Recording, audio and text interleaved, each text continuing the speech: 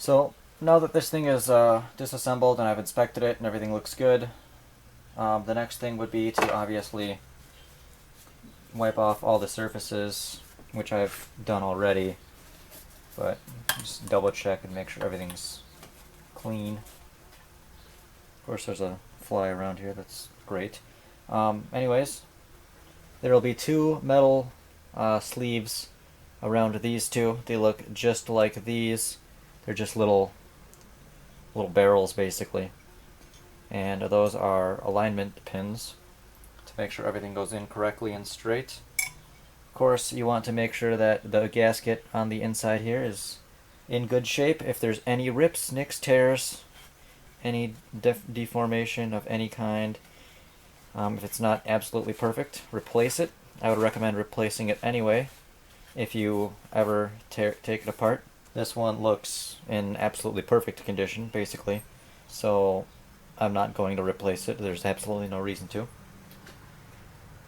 So what we're going to do is we're going to very carefully start the studs on there so we don't damage the piston in the process, or not the piston, so we don't damage the gasket in there in the process.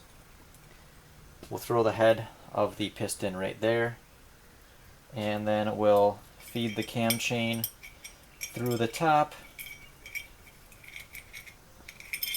and there we go.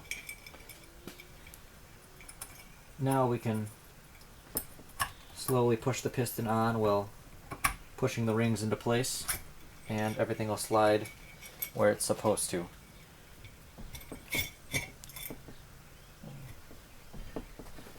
And then what you can do is you can take a rubber mallet, rubber only, no metals, gently tap it down into place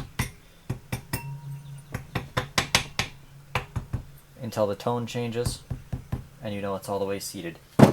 So now that we have this bottom piece in here, next thing we do is we put the bottom tensioner into place. And that's going to sit in there just like this. It's got a little groove where it sits in there. The reason we put the tensioner in next is because the thing that goes over the tensioner is actually the gasket. And if we put the gasket on first, then the tensioner would have to actually rip through the gasket to seat into place. So we'll take the gasket, clean it completely off. No dirt, oils, debris of any kind in there. Make sure it's A-okay. Gasket's clean. Then we can grab the belt and feed it through the gasket and start it on these studs very carefully now. We'll slide it down into place. And there that sits. You can wiggle the wheel over here and make sure that the chain moves with it and the piston moves with it.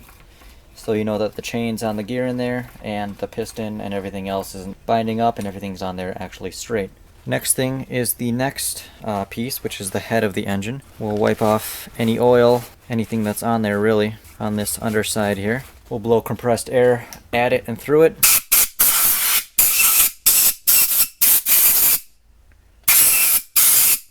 Through the bolt holes and everything.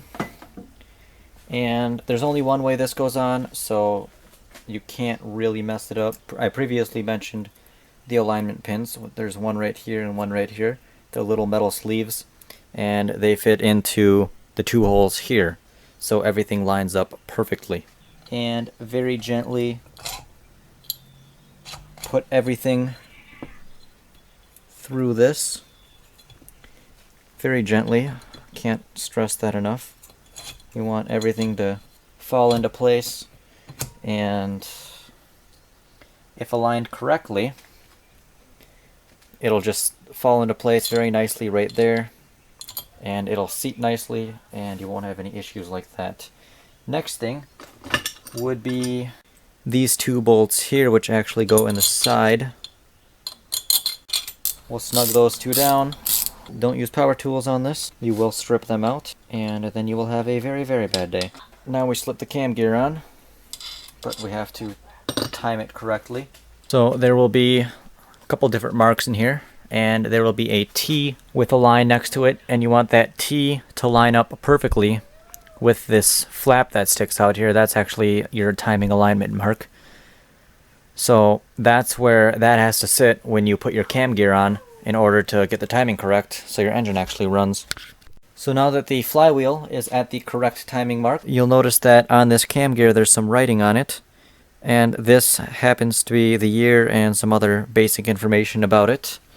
But you want this writing to be up as in away from the engine. Remember how we timed the valves where the lobes were down? This exactly the opposite way, where the big circle is towards the bottom and these two are perpendicular with this edge here. So that's how we're going to put this gear in. If we have to jump a tooth, we will. So that's where we want it to be, and then we'll wrap it around as far as it can go, and then we'll actually move the flywheel so everything spins, and then it'll pop back on. So we check the timing mark over on the flywheel again. We'll verify it, make sure it lines up with the markings on here, and now that it does, we can put the rest of it on. Again, there will be two alignment points here and here. They're little metal sleeves, and they will fit into two of the points there. So these ones may be a little tight, but we'll put them on there. And then of course we're going to rotate this cam gear so the lobes are down and it's easier to put everything on. Take our rubber mallet and gently tap it into place. There we go. We will reinstall our 4 washers.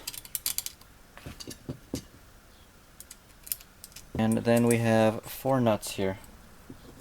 So we'll tighten these down in a crisscross pattern. Ideally, you would want to use the torque wrench. Tighten them down in a crisscross pattern and torque them all to spec. And I will be doing that after this video. And then after this, you would check your valve lash, make sure the timing is just right, and you'd put your valve cover on, put the engine back together, and then you've successfully reassembled the top half of this engine. Now I gotta check the gap.